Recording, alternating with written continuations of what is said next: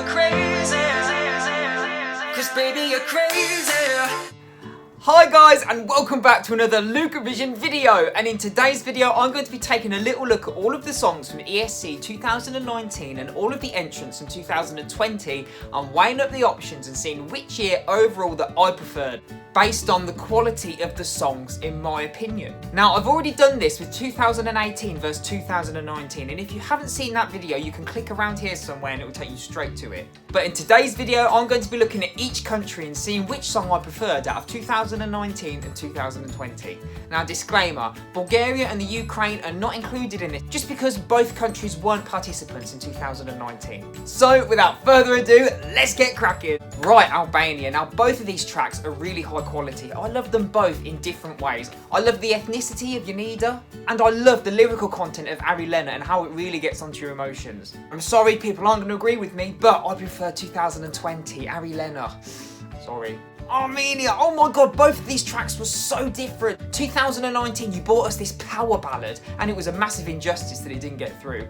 And 2020 saw a really edgy and contemporary trap beat, chains on you. And it's got to be said, I do prefer 2020. Just because it took me on a ride. I really didn't like the song at first, and then the revamp happened and I fell in love with it. And it really left a lasting impression on me. Australia, we have two very different tracks. We have 2019, which was really quirky, and we have 2020, which was really contemporary and told a story. But overall, I did prefer 2019. I just thought it had more of a novelty factor, and it just screamed Eurovision to me.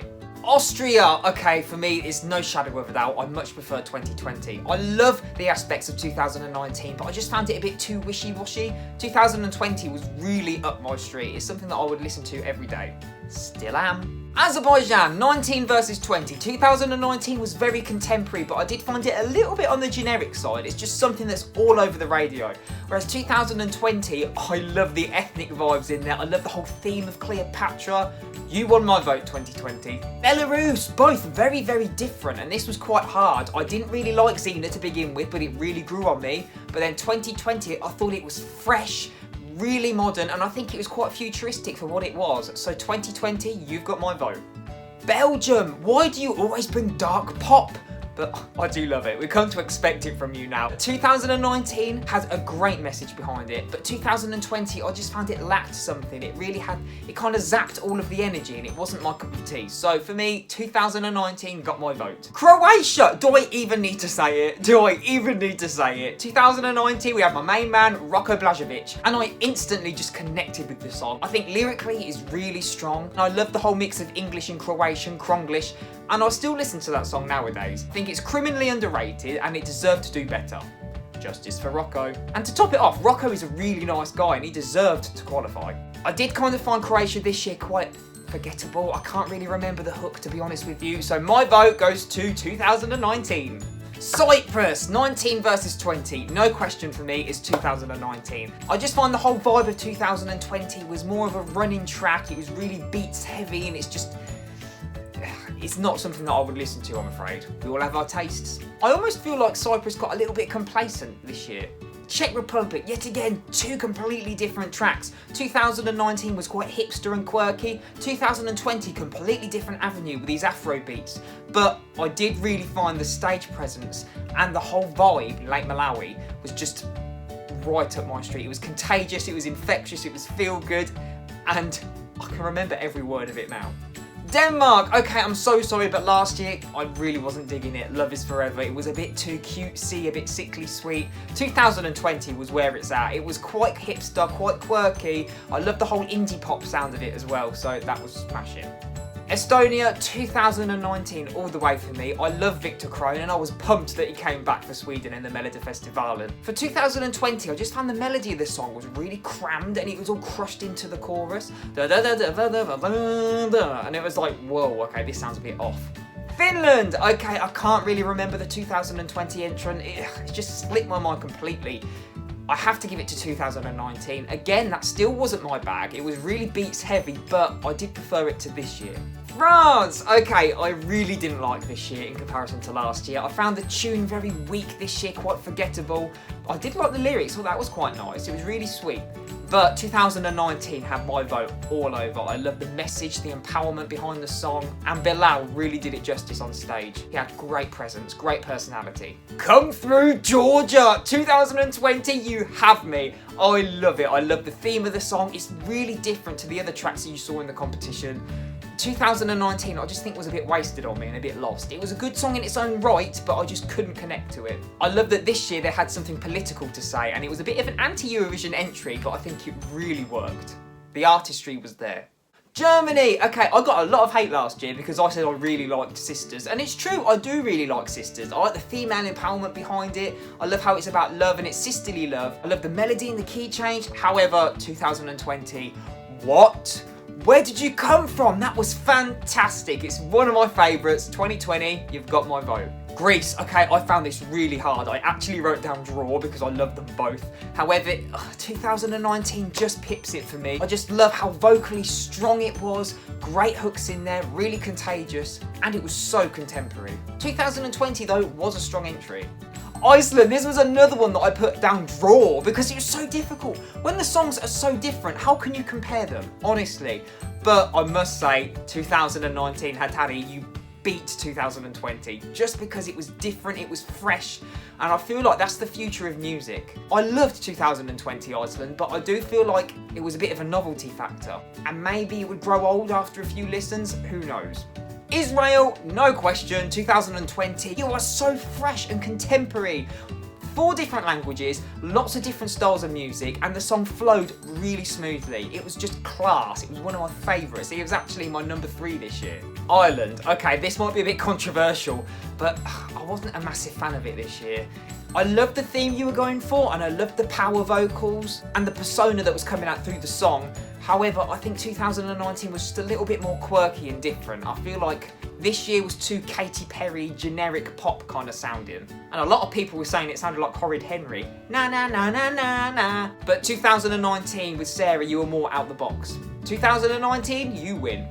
Italy, one of my all-time favourites every year at Eurovision. I absolutely love you. I worship the ground you walk on. And I found this one very, very difficult because, as you know, Fai Rumore was my number 1 and I gave it my 2 points. However, last year you were so strong, and Mahmood, the whole message and the meaning behind the song was just so impactful, and you were really singing from a different perspective, and it was really personal and raw. It would be a travesty if 2019 didn't pip 2020. I do love 2020, I really do, and it kind of breaks my heart a little bit that I have to say somebody beats it, but at least it's Mahmood.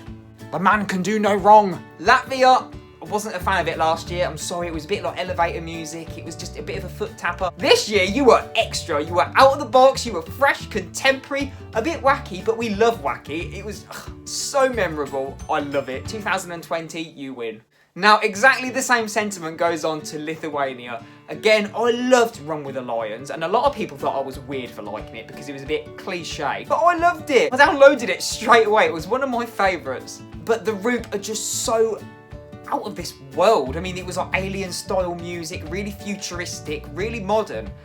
And I loved the dance moves that they brought out, and that each and every dance move has its own meaning. And it's something that an audience can grasp onto. So 2020, you win. Malta, I well struggled with this one because I loved Chameleon. I thought it was absolutely fantastic. It was really out of the box. But Destiny, she came along and she blew it out of the water, didn't she? It's got so much attitude. She's really showing off her persona and her artistry. I have no choice but to say 2020 pips 2019.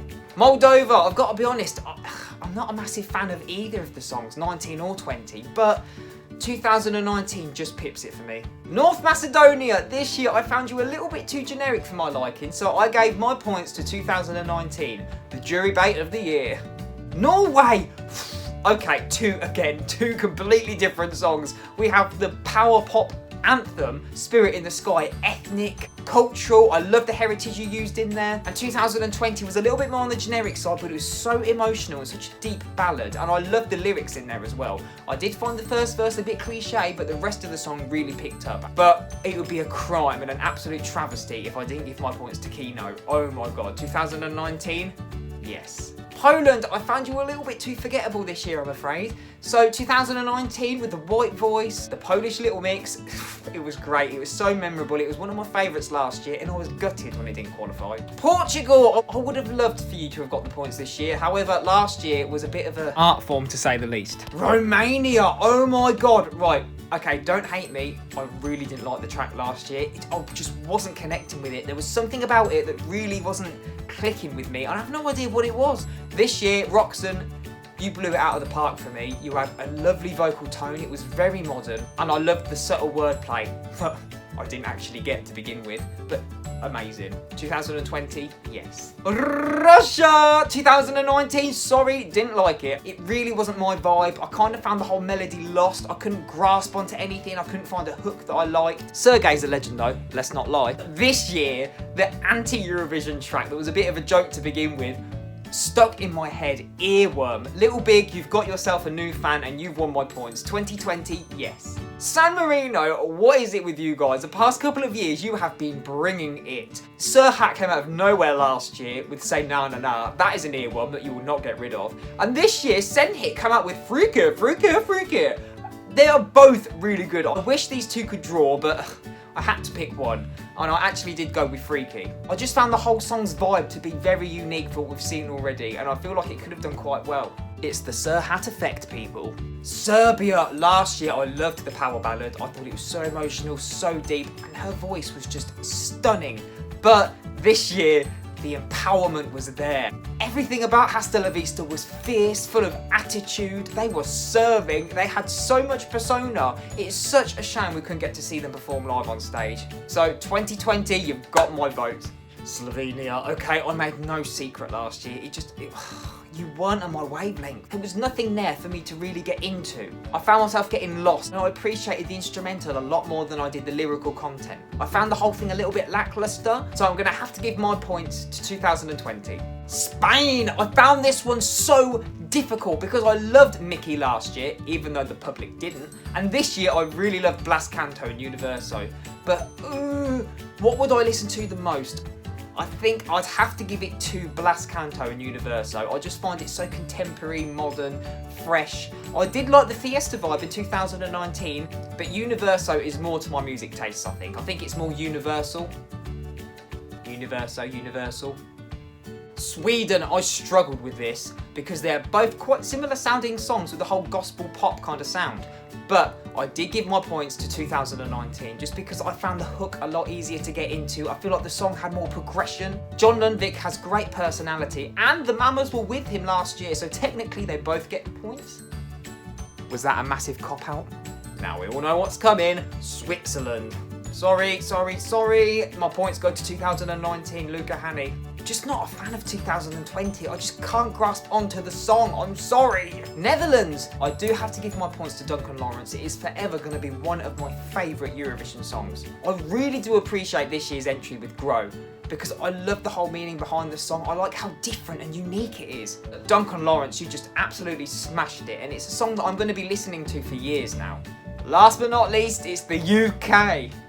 Oh, Britannia. Okay, I've got to hold my hands up. I wasn't a massive fan of the song last year. I don't know why, I don't know what it was about it. It just wasn't my bag. I don't think it represented the UK very well. But this year was a massive step in the right direction. It had amazing production in the background, the songwriting was superb, and it had an amazing hook in it. My points for the UK go to 2020, yay! Wow, I've just tallied up my points, and I can tell you now, it was so tight, but by 1 point. The winner is 2019 with 20 points, and 2020 got 19 points. That's a bit of a minefield, isn't it? But I think we can all agree that overall 2019 and 2020 were two very, very impressive and strong years for the entrants. Who knows what would have happened this year on stage? Just for argument's sake, if I were to have included Bulgaria, the points would have gone to 2020 instead of 2018. And if I was to include the Ukraine, the points again would have gone to 2020 instead of 2019, if Maruv entered. So it was really touch and go. 2020 could have took it. You could have took it. I just can't believe how close it was. But that's just my opinion. What did you guys think? Which year was your favourite for Eurovision? 2019 or 2020? Please let me know all of your opinions down below in the comment section. I love to see the diversity in your comments.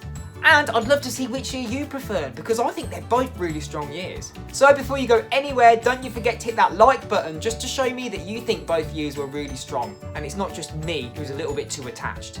And don't forget to hit that subscribe button, and as you guys know, hit that bell notification button, so then you can keep up to date with all the videos that I have to bring you soon. What do you guys want to see? This is your channel too. Please leave your comments down below. And if you guys fancy it, don't forget to check out my music on Spotify and iTunes right now. Closed Heart, Dry Eyes. I would love to know your opinions of my music. Anyway, that's all from me. All that's left for me to say is thank you guys for watching. Please look after yourselves and stay safe, and I'll see you in the next one. See you later, everybody. Bye. Free of my last night to reclaim, 'cause baby you're crazy.